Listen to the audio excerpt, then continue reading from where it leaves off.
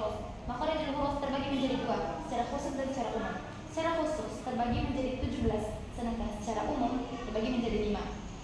Secara umum, yang pertama adalah al-jawf, yaitu rongga mulut. Huruf-huruf yang keluar darinya ialah huruf alif, waw, ya, dan semua huruf yang berharokat. Kemudian yang kedua adalah al-halq, tenggorokan. Huruf-huruf yang keluar darinya ialah hamzah, ain, ha, ghain, kha. Kemudian huruf-huruf tersebut terbagi menjadi 3 tempat keluar. Yang pertama aqsal halq, hamzah, wastul halq, ain, ha, dan adanal halq, ghain, kha.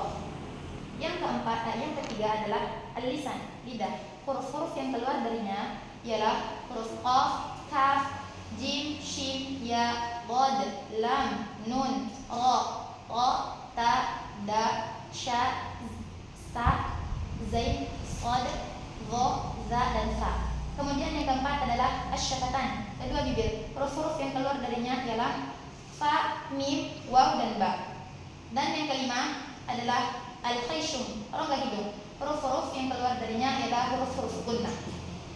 Memasuki materi yang kedua, yaitu sifatul huruf. Sifatul huruf terbagi menjadi 2, yang berlawanan dan tidak berlawanan. Yang berlawanan yaitu yang pertama, hamas berlawanan dengan jahar. Hamas ialah nafas yang mengalir. Huruf-hurufnya tergabung pada kalimat fahaffahu syakhsun sakat.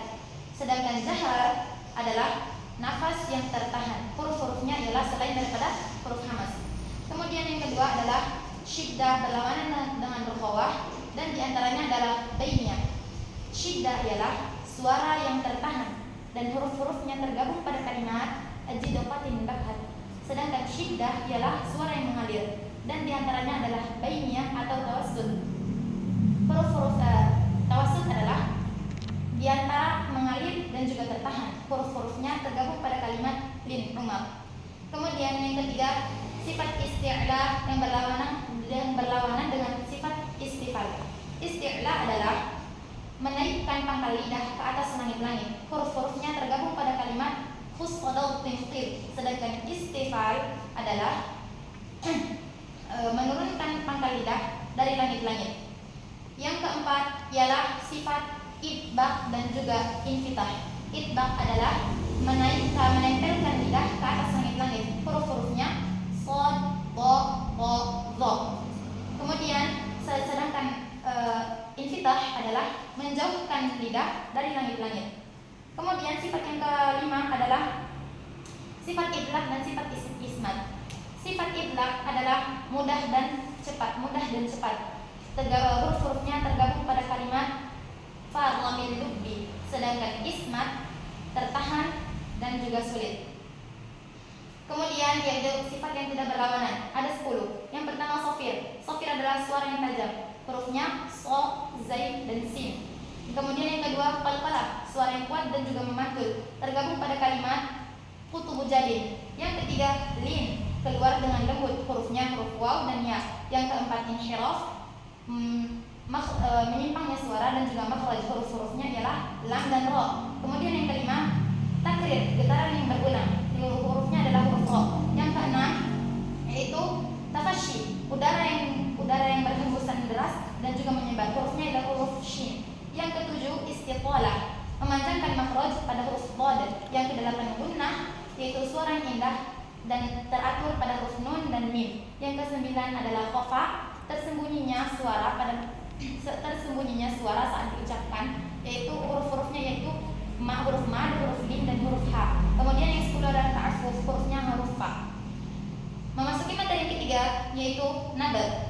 Nabal adalah tekanan pada suatu kata atau huruf yang tertentu pada suatu lafal sehingga suaranya sedikit menjadi lebih tinggi.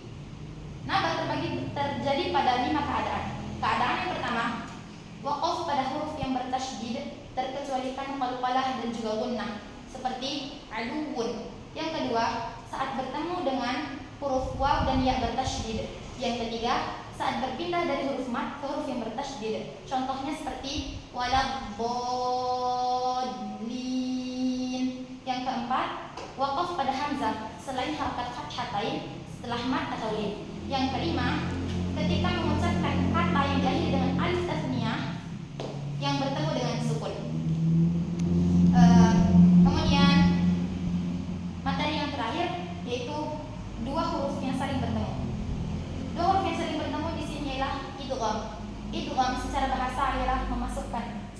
secara istilah adalah menyampaikan huruf sukun kepada huruf yang berharokat. Idgham terbagi menjadi 3. Yang pertama idgham mutamathilain, yang kedua idgham mutajanisain, dan yang ketiga idgham mutaqaribain. Idgham mutamathilain ialah dua huruf yang saling bertemu yang memiliki persamaan dari sisi makhraj dan juga dari sisi sifat. Contohnya seperti yudrikhun. Kemudian yang kedua idgham mutajanisain. Idgham mutajanisain ialah dua huruf yang bertemu yang memiliki kesamaan dari sisi makhraj namun berbeda dari sisi sifat. Contohnya seperti qad tabayyana. Idgham mutajanisain ada pada 8 bentuk, yaitu za bertemu dengan dha, dal bertemu dengan ta bertemu dengan dal, ta bertemu dengan qa, lam bertemu dengan ra, sa bertemu dengan za, ba bertemu dengan mim, ta bertemu dengan ta. Kemudian idgham yang ketiga ialah idgham mutaqaribain, yaitu dua huruf yang memiliki kedekatan dari sisi makhraj dan juga sifat. Contohnya seperti qad dhallu. Idgham mutaqaribain terbagi menjadi 2, yang disepakati dan yang tidak disepakati. Yang disepakati ialah seperti lam bertemu dengan ra, qaf bertemu dengan kaf, lam syamsiyah yang ada pada 13 huruf, dan nun sukun dan tanwin yang bertemu pada 5 huruf, yaitu lam, mim, ya, waw, dan ra. Kemudian idgham mutaqaribain yang diperdebatkan yaitu ketika dal yang didghamkan kepada huruf dhad dan juga ta yang didghamkan kepada huruf sa. Yumkin hada minni.